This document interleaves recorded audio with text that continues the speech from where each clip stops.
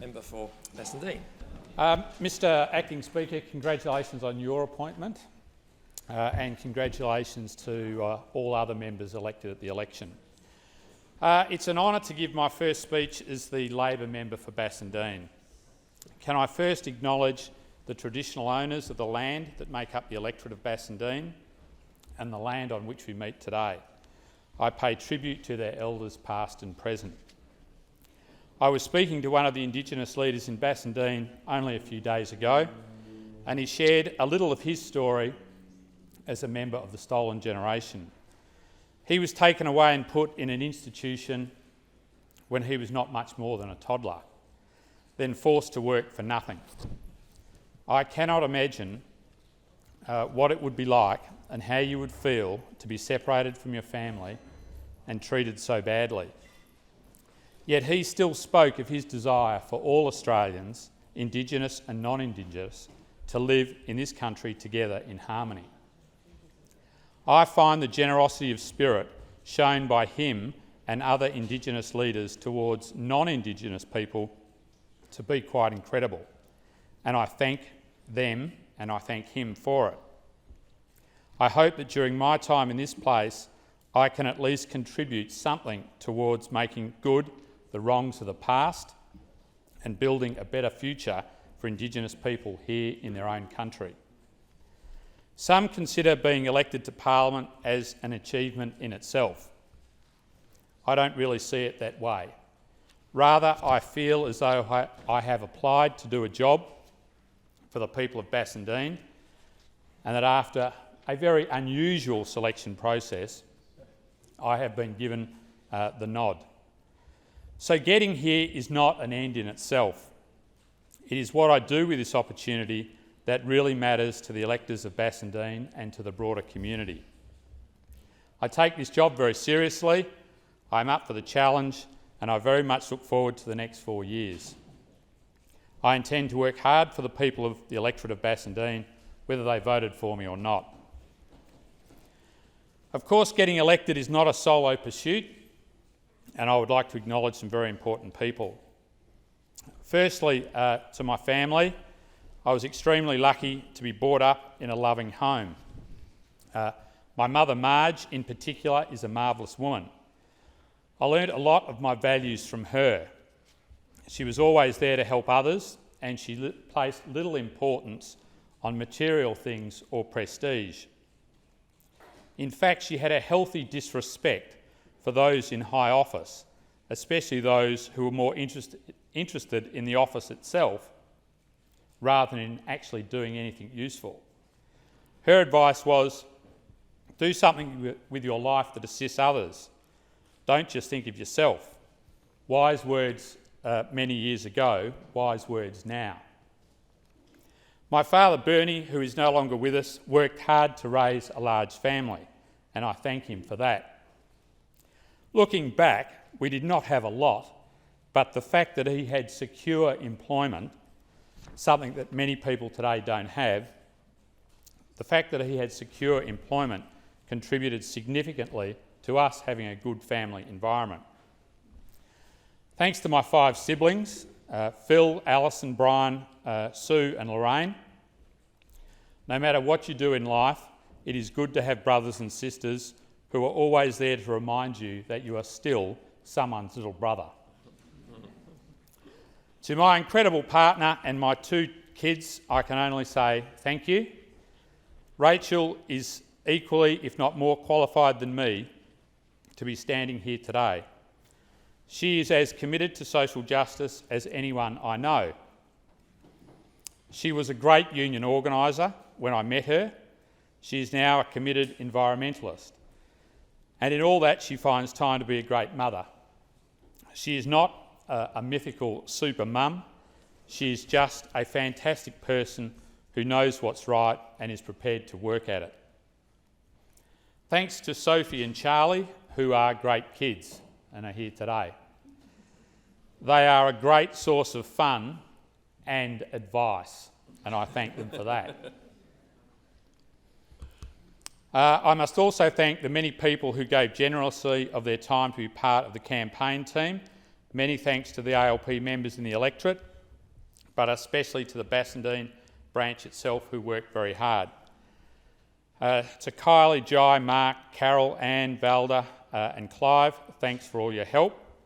To my old friend Teresa and to Irene, thanks for all the work you did, all those letterbox miles.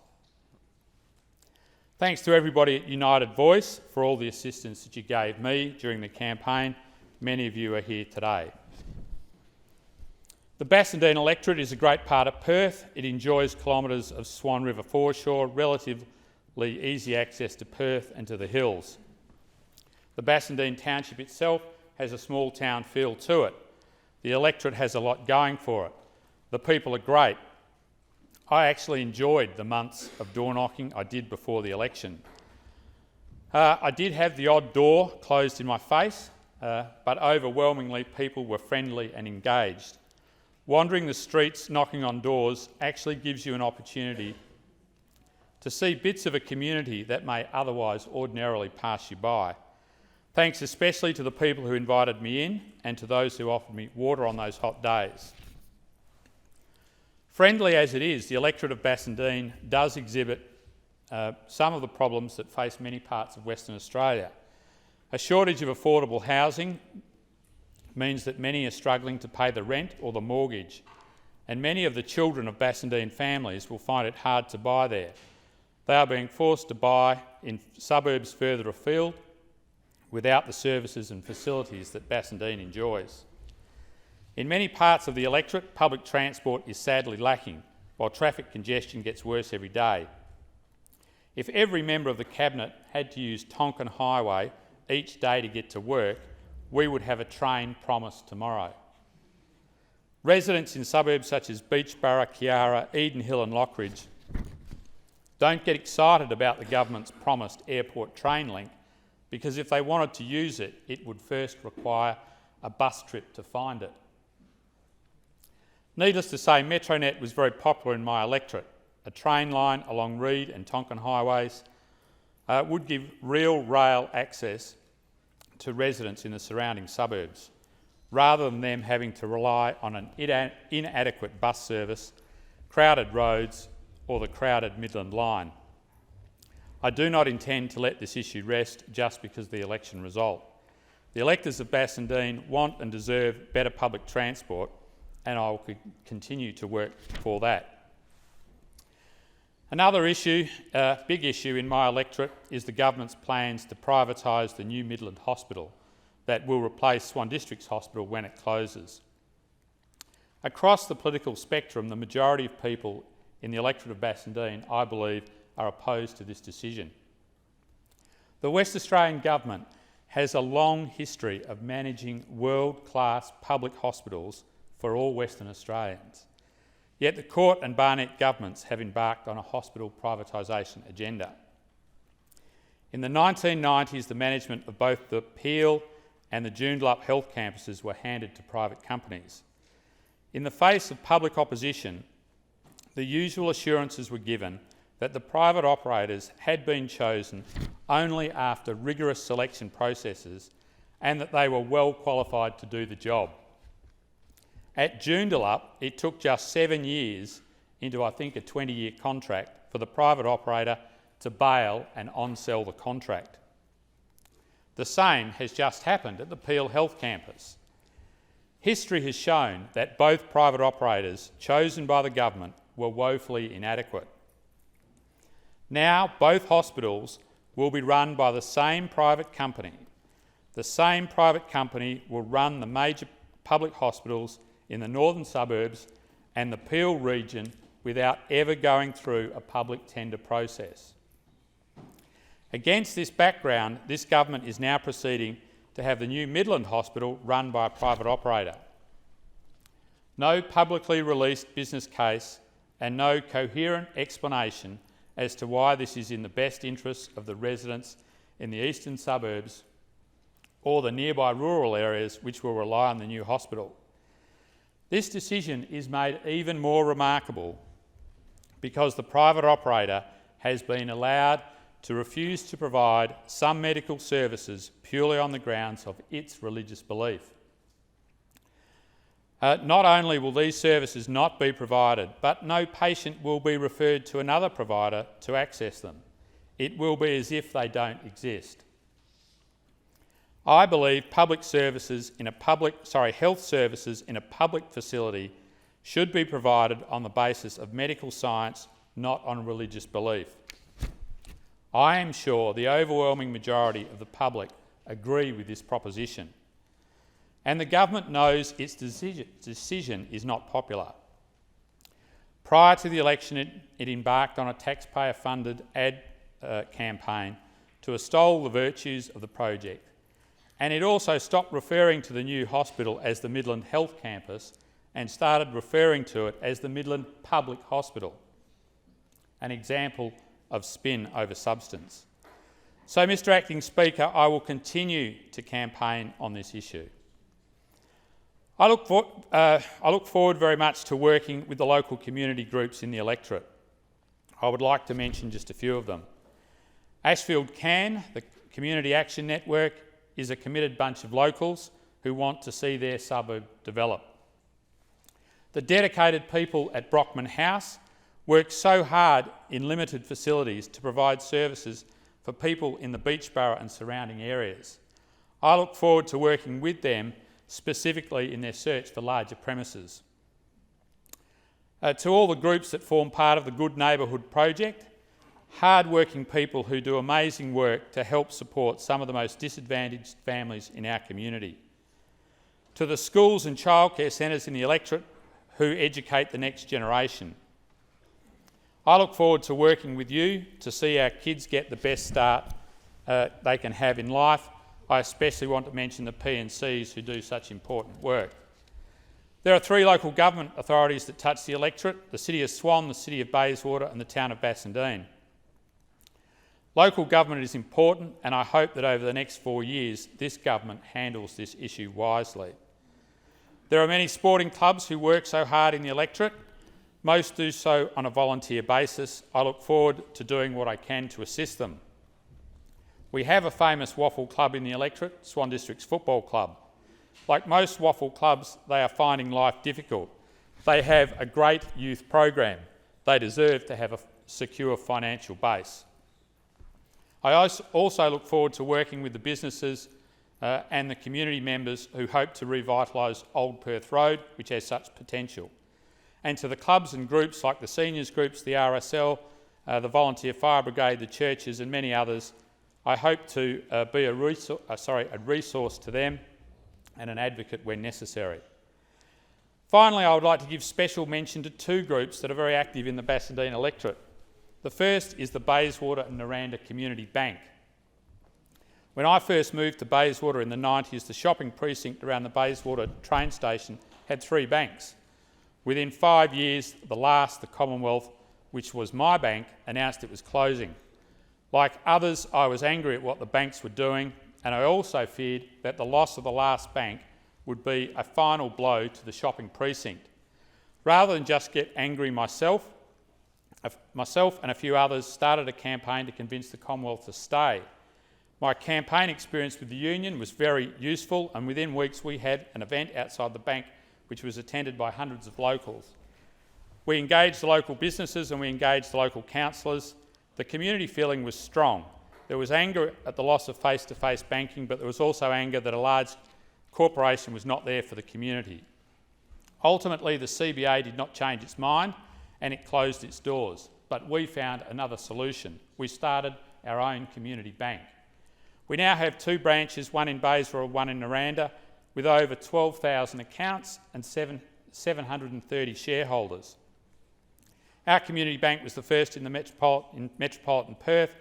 We return a good dividend to our our shareholders, and we return thousands of dollars each year back to the community in the form of community grants. The work is done by great banking staff who are the key to our success, along with our well-regarded bank manager Sean and our board led by Barry McKenna as chair and Denise Beer as his deputy. I've been on the board since day 1 in 2000 and I'm proud of what we achieved.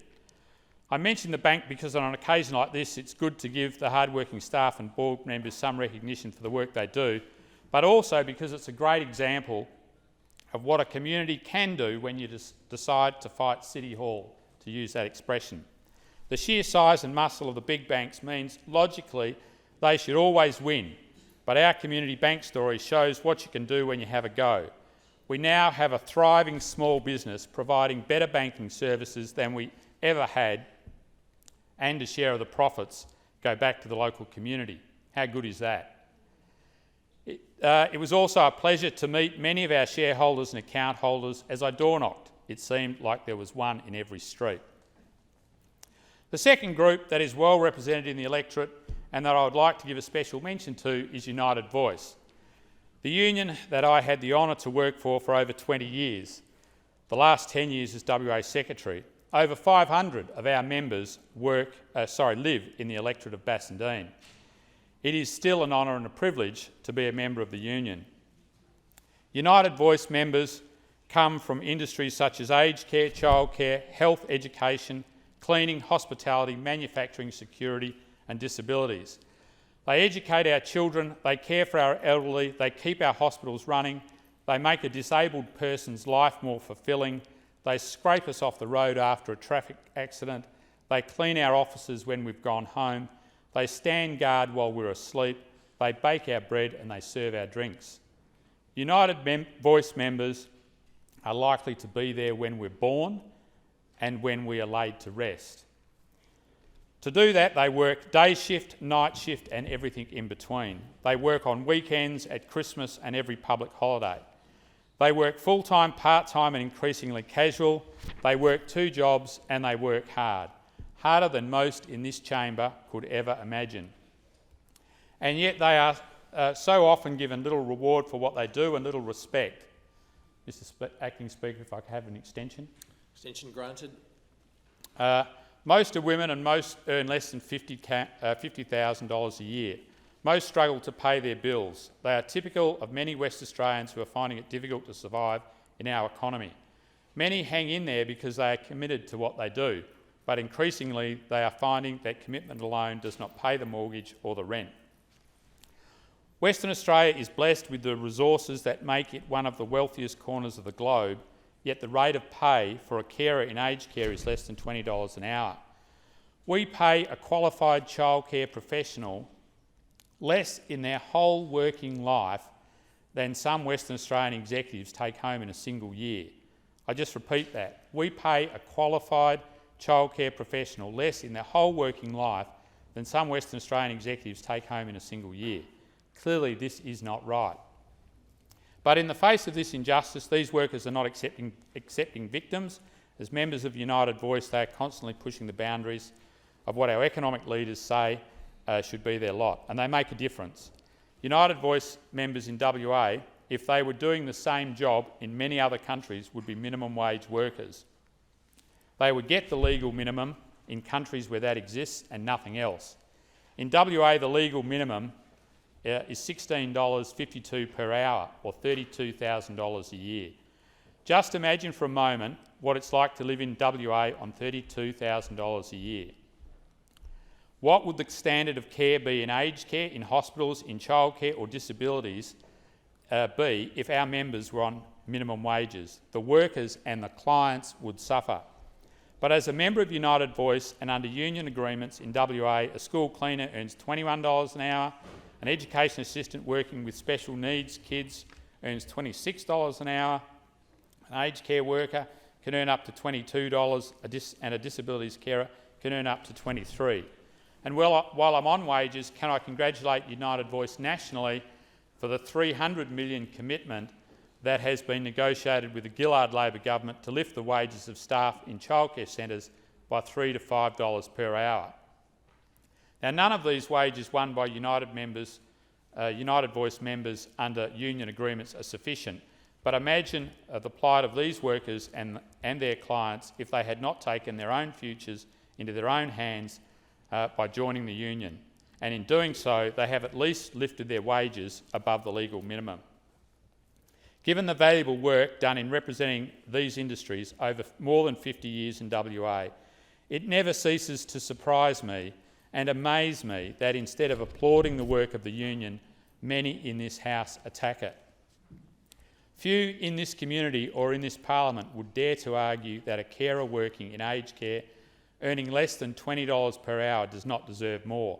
We all nod and say something should be done to assist these workers in industries like aged care to get a just wage so that they can feed their families and stay in the industry to provide the care for the elderly. But when these workers join a union and campaign for a better deal, they are often vilified for their efforts. Of course, it's not just about wages, it's also about respect in the workplace. Workplaces can be very hierarchical, and it is often the case that in the classic hierarchy, our members can be seen to be less important and in some cases even expendable. One of the most stressful things in working life is not to have any control over when, where and how you work, especially when you are trying to juggle work and family life. The push for more flexibility leads to workers in our industries having more stressful and disjointed family lives and less time to do community work like coach the local football team. If you say you believe in the family and family values, it is important to pay attention to industrial laws and how they impact on family life. Imagine the uproar in this House if instead of having notice of sitting dates for the rest of the year, the government only ever put out a fortnightly roster that could include sitting over any 7 days. And of course the roster could be varied at any time to meet operational requirements and at the Premier's sole discretion. And of course we only got paid for the hours we worked on the roster, which could go up and down every fortnight. Sounds pretty awful, doesn't it? But that is the work environment many United Voice members face every day. When I was door knocking during the campaign, I knocked on the door of a woman who I had not met before, but I had a note to tell me that she had previously been a member of the union. When she opened the door, I mentioned the union, and she immediately told me how she had lost her job at the art gallery in the 1990s when the Court government privatised security. She said she felt that she was part of the team at the art gallery and she was hurt when the government made the decision that security was non-core, nice term that, and privatised the work.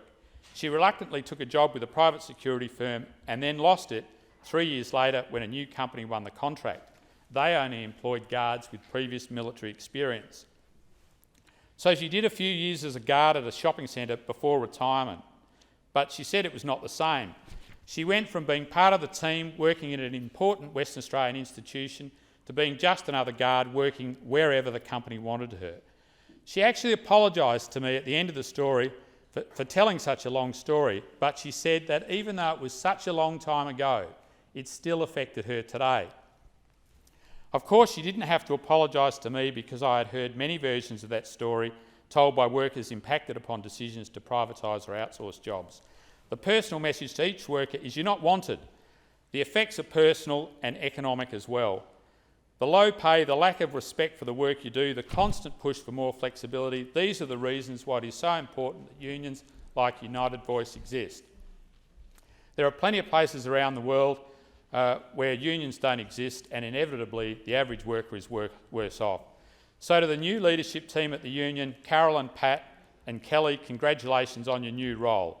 To Nina, our president, and to the rest of the branch executive, the leadership group, the admin staff, the officials, the members and the delegates, thank you for everything that has happened during the last 20 years. United Voice makes an incredible contribution to the well-being of thousands of workers and their families, and I know the union is in good hands. I want to finish with one more story from my electorate. I recently spoke to a small business operator in my electorate. After years of hard slog, he was walking away from his business, closing up not because he was a bad businessman, but because of an excessive rent increase sought by his landlord. He felt bullied by the way he was treated. After 7 years, a one-line email telling him he could leave or agree to the new terms. What does this story and the story of our member at the art gallery have in common? I suppose it's how you view people and how you view economics. I believe people are always more important than money. I believe that economics should be there to assist communities and not the other way round. These days you can be forgiven for believing that people are subservient to the market, not the reverse. The principal purpose of economic activity is to provide humanity with what it needs to live a fulfilling and dignified life. The economy is not an end in itself. This is not to say that circumstances beyond our control may mean tough decisions must be made, but the pain must be shared. Unfortunately, in our economy, the burden is often unequally shared, and it is often borne by the people who can bear it the least. Not good enough, again, in one of the wealthiest parts of the globe. In conclusion, can I say this? Whether you were born here or whether you came to Australia by some other circumstance, we are extremely lucky to live in a corner of the planet that has such incredible naturally occurring wealth. And we should always remind ourselves that we, the current residents of Western Australia, did nothing to put the minerals in the ground. In these circumstances, we can individually consume as much as we can for as long as we can and not worry about the person next to us or the people to come. Or we can use these resources wisely and conservatively to ensure that as a community everyone can live a decent life and that there is a future for generations to follow. I believe that the latter approach is what makes us better people and what makes us a better community. We teach our kids when they are young that sharing is better. This should be our guiding economic principle as well.